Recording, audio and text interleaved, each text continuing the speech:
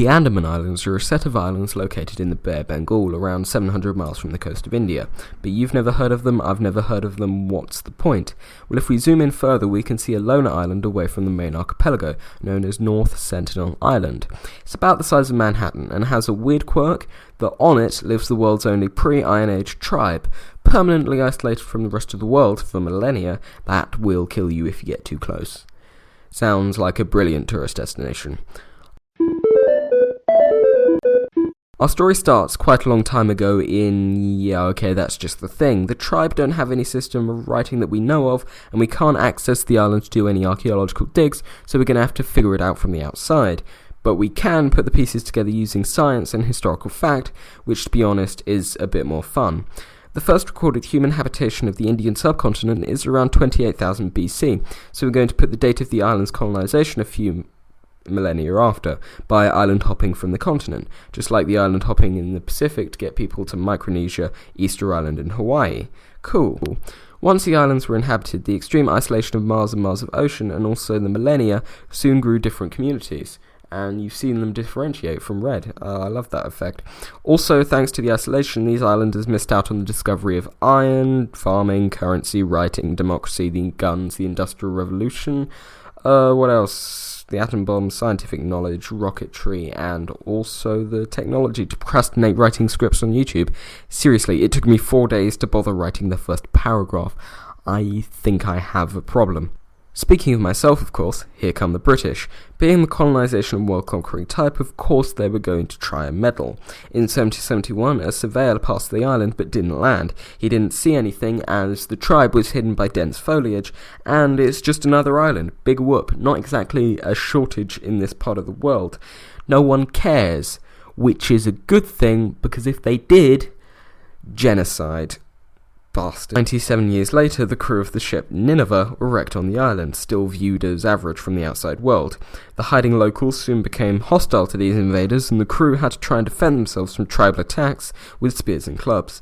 Some survived long enough to be rescued by a Royal Navy ship patrolling the area, because at the time, that ocean, the whole Indian subcontinent, and also, I guess, the island, kind of, was owned by Britain. Well, colonised by Britain. Claimed by Britain. Yeah, let's go with claimed. The crew told the Royal Navy that then reported to the government in place in India. The world now knew they existed. Yeah, bad things were on their way. A research project into the natives by the government meant a landing on the island, which happened in 1880. They ventured into the undergrowth and found a network of pathways and even a village of guns, all abandoned, quite sensibly, as the best way to survive a person with a gun is not to be there. They waited 6 days, at which point they found some locals, mostly children, and promptly captured them so they didn't run away like they probably should have. But hey, remember when I talked about the isolation for millennia? That was rhetorical, of course you do. That has an effect when isolated people interact with Europeans, with their millennia of antibodies to hundreds and hundreds of deadly diseases. Yeah, that's fun. The adults of the group died, so they sent the children back with gifts, I guess as compensation for manslaughter of their family. Then, in Indonesia, in 1883, the world-famous Krakatoa erupted with one of the biggest explosions in history, heard 4,000 miles away in Perth and Mauritius. The nearby patrols thought it was gunfire from the island, so arrived, so people may be in need of assistance. They were promptly confused when no one was there, only to look like idiots because they went to the Pompeii school of not knowing what a volcano is. Pakistan, Bangladesh, India and Myanmar soon gained independence, and official administration of the island was given to the Indian government, and they, over the next 65 years, organised routine and rather less intrusive trips to the island for scientific study and documentation, with them even adding them to the national census. In addition, the odd documentary has tried to film the islanders with varying success. Being a lonely island in the middle of a major shipping area also does lead to some accidents. In 1977, 1981, and also more recently in 2006, boats of various sizes have washed up on the shores of the island. It is observed that the indigenous population quickly descend on the boats and scavenge iron from the hulls to use elsewhere. In fact, we may have accidentally caused the start of Iron Age for these people, though that's just really speculation. In the former two cases, all members could be rescued in time, but in 2006, the fishermen weren't rescued in time and ultimately were killed by the natives. So, yeah, It's kind of a low note. Now, also, being a lonely, flat island in the middle of the Indian Ocean during 2004, you may see what's coming next.